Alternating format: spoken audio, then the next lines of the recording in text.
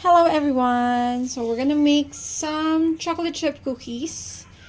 Napagsama-sama ko na yung ating dry ingredients. So, yan, ito na siya.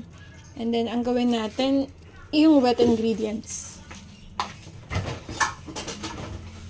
Attach ko na yung ating whisk. Okay. And then, yan, measure na ako ng 110 grams na butter. This is softened butter na. Yung tamang-tama lang, okay? Kasi, kailangan naka-room temperature siya. So, yan. Unahin muna natin yung ating butter. And then, after that,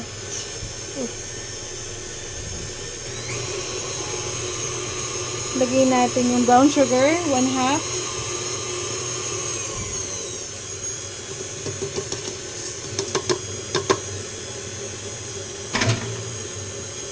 Okay, next ang ating white sugar, 1/4. 1 teaspoon of vanilla extract. And 1 piece of egg. Yan. Mix lang natin yan. After that,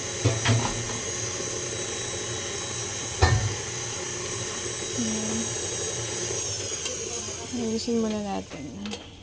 Tatanggal mo lang naman yan, di ba?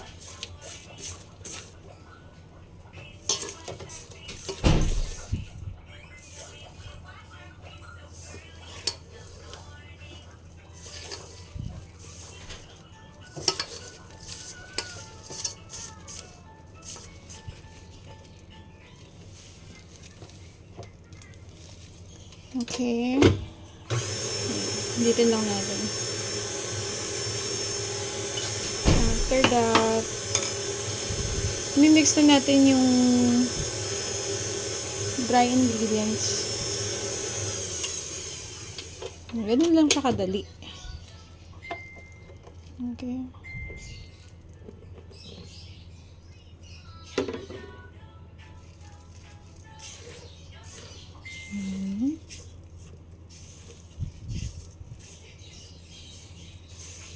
So, I'm making this for my daughter, Siri.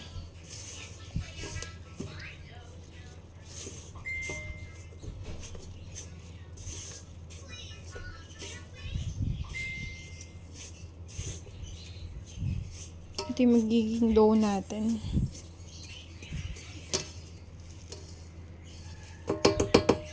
So, okay. Ayan.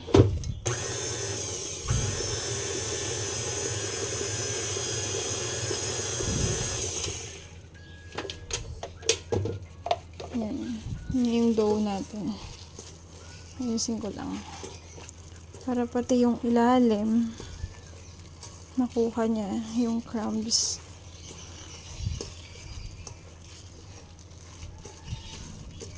After nito, proceed tayo sa paglagay ng chocolate chips.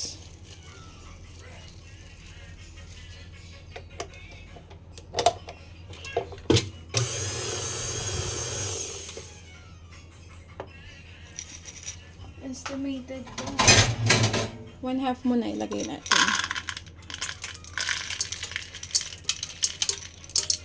Okay. 1/2 para mai-toppings natin yung kalahati.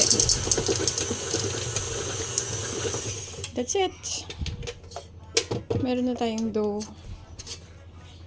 Chocolate chip natin. Yan. Ngayon, lagay na natin siya dito. Para lagay na natin siya sa fridge.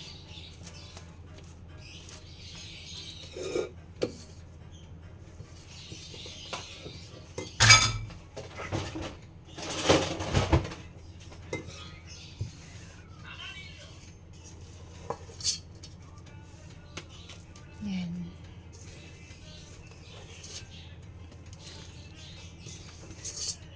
Ganyan lang siya kadali. Kahit ngayon, pwede mo na yan ilagay sa Pwede mo na isa lang. Pero mas prefer ko medyo mas tumigas siya.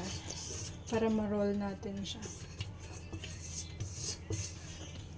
Okay. That's it.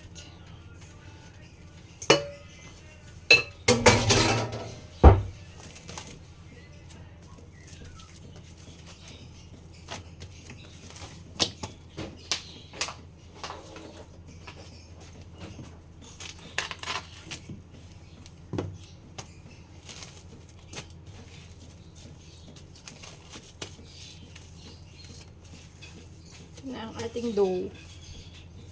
Okay, balikan lang natin ito mamaya-maya. Pero 30 minutes to 1 hour.